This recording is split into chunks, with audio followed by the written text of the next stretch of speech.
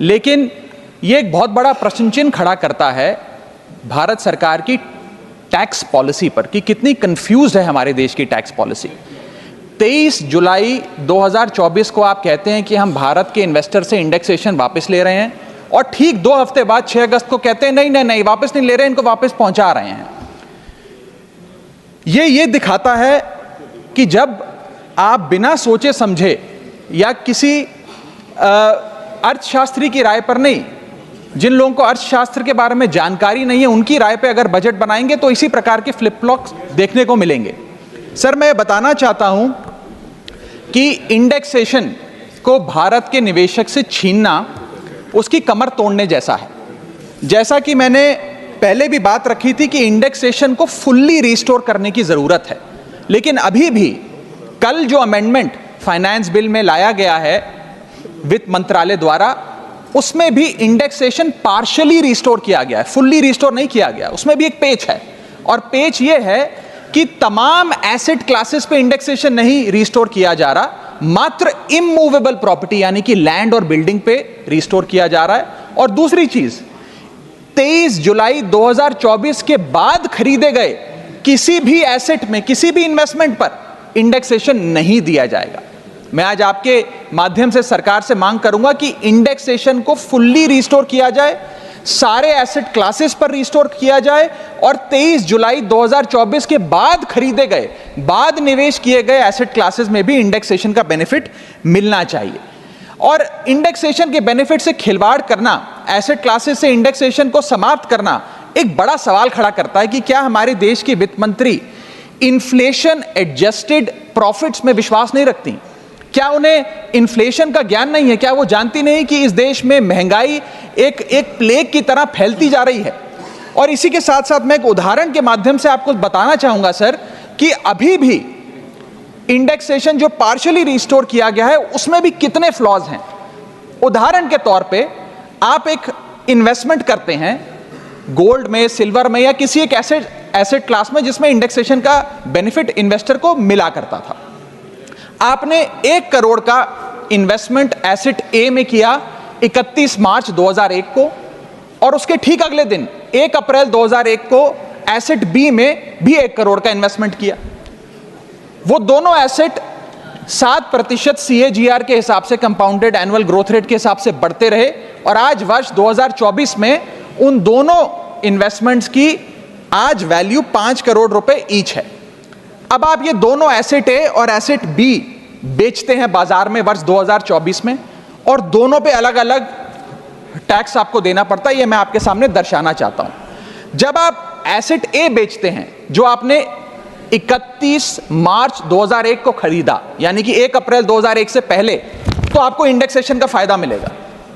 यानी कि आपका सेल प्राइस होगा 5 करोड़, आपका परचेस प्राइस है 1 करोड़, लेकिन इन्फ्लेशन एडजस्टेड परचेस प्राइस आपका 3 करोड़ 63 लाख माना जाएगा।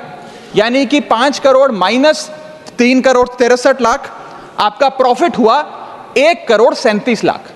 उस 1 करोड़ 37 लाख पे 20% के हिसाब से आपको 27 लाख 40 हजार रुपए टैक्स देना पड़ेगा अगर आप एसेट ए बेचते हैं।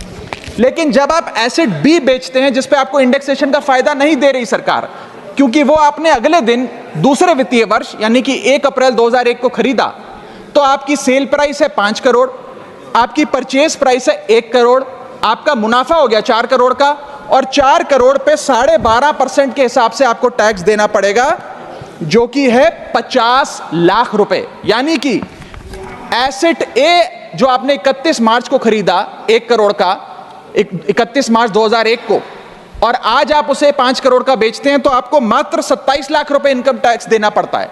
लेकिन जो अगले दिन आपने 1 करोड़ रुपए का निवेश किया 1 अप्रैल 2001 को और उसको 2024 में बेचते हैं तो उस पर 50 लाख रुपए का टैक्स देना पड़ता है।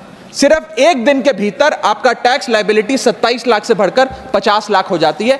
यह है इंडेक्सेशन का खेल। इसलिए मैं सरकार से अनुरोध करूंगा कि इंडेक्सेशन को सारे एसेट क्लासेस पे रिस्टोर करना चाहिए और कोई कट ऑफ डेट 23 जुलाई के पहले खरीदा गया एसेट और 23 जुलाई 2024 के बाद खरीदा गया एसेट, इस प्रकार की कट ऑफ डेट नहीं होनी चाहिए। Sir, inflation is taxation without legislation. महंगाई वो दीमक है जो हमारे देश को खा रहा है, इसीलिए हम इन्फ्लेशन एडजस्टेड रिटर्न्स पे इनकम टैक्स लगाते हैं। और अगर हम ये सोच रहे हैं कि कल की जो अमेंडमेंट हुई इससे रियल एस्टेट मार्केट में को बड़ा उछाल आ जाएगा, तो ऐसा नहीं आने वाला सर। आज हमारे होम बायर्स हो या इन्वेस्टर्स हो, वो रियल एस्टेट खरीदने से बचेंगे, क्योंकि 23 जुलाई 2024 के बाद खरीदा गया जो भी एसेट है उस पे तो इंडेक्सेशन मिलेगा नहीं। आपने मात्र 23 जुलाई से पहले खरीदे गए एसेट्स पे इंडेक्सेशन दिया। और इसी के साथ साथ एक बहुत बड़ी रीसेल मार्केट हिंदुस्तान में रियल एस्टेट की, क्योंकि हर व्यक्ति नया घर नहीं खरीद सकता, इसलिए रीसेल होती है।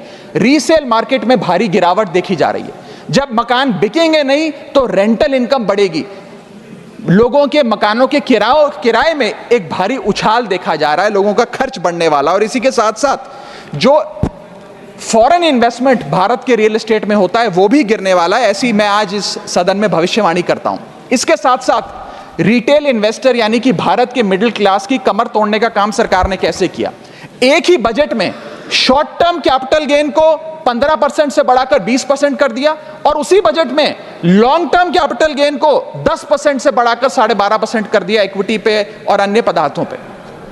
यानी कि आप एक ही बजट से तमाम तरीके के इन्वेस्टर्स जो शॉर्ट टर्म के लिए एक छोटी अवधि के लिए एसेट खरीदते हैं या लंबी अवधि के लिए एसेट खरीदते हैं, दोनों की कमर आपने तोड़ने का काम किया।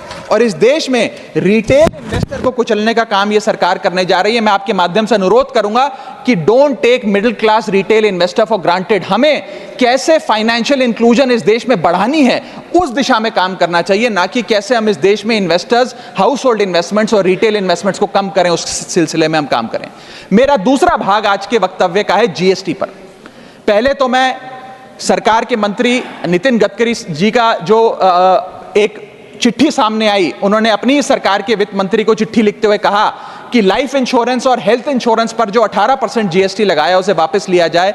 मैं उनकी इस मांग का समर्थन करता हूं और सरकार से मांग करता हूं कि हेल्थ और लाइफ इंश्योरेंस पर कम से कम हम जीएसटी ना लगाएं। ये कोई लग्जरी गुड या लग्जरी प्रोडक्ट नहीं है। और मुझे ये बताते हुए खुशी है सर कि parliamentary standing committee on finance की आज से 6 महीने पहले रिपोर्ट आई थी, जिसका हिस्सा मैं भी था। मैं भी parliamentary standing committee on finance का सदस्य हूं, जिस समिति ने अपने पैरा नंबर 2.10 में साफ तौर पे सरकार से अनुरोध किया कि हेल्थ इंश्योरेंस और लाइफ इंश्योरेंस पर जीएसटी कम किया जाए, समाप्त किया जाए, ना लगाया जाए। मैं पढ़ के वो अंश आपको सुनाना चाहूंगा।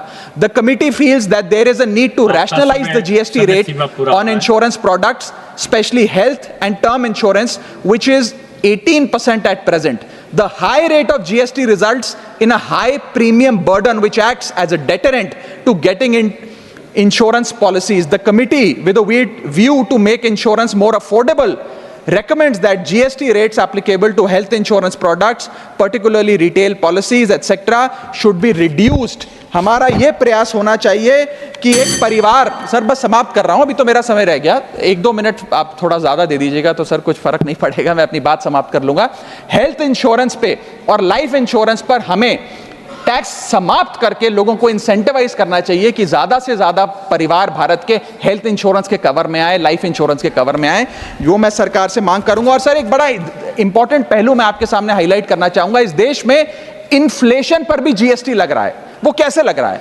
एक प्रोडक्ट जो 100 रुपए का बिकता था उस पे 18% जीएसटी हुआ करता था। आज वो वस्तु महंगी हो गई, 100 से 150 रुपए की बिकने लगी, अब 18% 150 रुपए पे लगने लगा। यानी कि 50 रुपए की जो महंगाई है उस पर भी सरकार जीएसटी लेने लग गई है, which is GST on inflation. मैं चाहूंगा कि सरकार इस पर विचार करे। और अंत में सर अपनी बात समाप्त करने से पहले एक और दिलचस्प मुद्दा आपके समक्ष रखना चाहूंगा, which is problem of multiple taxation. हम लोग एक ही चीज पर न जाने कितनी बार टैक्स भरते हैं। जैसे कि जब आप पैसा कमाते हैं तो इनकम टैक्स भरते हैं, उस इनकम से आप गाड़ी खरीदते हैं तो गाड़ी खरीदने पर जीएसटी देते हैं, जब गाड़ी खरीदते हैं तो रोड टैक्स भी सरकार आपसे वसूलती है, फिर रोड डेवलपमेंट सेस भी आपसे लेती है, अब आप मोटर इंश्योरेंस भी कराएंगे गाड़ी का तो उस पर भी जीएसटी लेती है, और उसके बाद आप जब पेट्रोल या डीजल भरवाएंगे उस पर भी सेस और वैट लेती है, और अंत में जब आप अपनी गाड़ी को सड़क पर चलाएंगे तो टोल टैक्स के नाम पर जनता से पैसा वसूलती है। That is multiple taxation points. इतने सारे टैक्सेशन ओवरलोड कर कर हम इस देश के आम आदमी का खून चूस रहे हैं सर। और सबसे बड़ी प्रॉब्लम इस देश की आज जो बनती जा रही है आम आदमी के लिए, वो है टोल टैक्स। सांसद और मंत्री को टोल टैक्स नहीं देना पड़ता, हमें छूट है टोल टैक्स से, लेकिन इस देश के आम आदमी को हर जगह टोल टैक्स देना पड़ता है। एक रिपोर्ट के मुताबिक हाईवे पे 2 रुपए प्रति किलोमीटर का टोल टैक्स इस देश के आम आदमी को भरना पड़ता है। और अंत में अपनी बात खत्म करूंगा मैं एक कविता सुनाकर, थोड़ा सा सर और इंटेलिजेंस चाहूंगा। और इस टैक्स रिजीम के बारे में 4 पंक्तियां लिखी हैं सर, मैं आपके सामने पेश करना चाहूंगा। सरकार का एक सूत्री मिशन है टैक्स, सरकार का कमीशन है टैक्स। जगने पे टैक्स, सोने पर टैक्स, हंसने पर टैक्स, रोने पे टैक्स, खाने पे टैक्स, पीने पे टैक्स, बच्चों की पढ़ाई पे टैक्स, बुजुर्गों की दवाई पर टैक्स, फसलों की बुआई पे टैक्स, ट्रेन और यात्रा हवाई जहाज पर टैक्स, खरीदने पर टैक्स, बेचने पे टैक्स, फैलने पे टैक्स, समेटने पे टैक्स, सड़क पे टैक्स, आसमान पे टैक्स, गाड़ी पे टैक्स, मकान पे टैक्स, सपनों पर टैक्स, अरमान पे टैक्स, खुशी पर टैक्स, मुस्कान पर टैक्स, दिन रात की गाड़ी कमाई पर टैक्स, किताब पर टैक्स, सियाही पे टैक्स, सब्जी पर टैक्स, मिठाई पे टैक्स। सरकार जनता से वसूल रही है बीजेपी से दिल लगाई पर टैक्स। बहुत बहुत शुक्रिया। धन्यवाद। नेक्स्ट श्रीमती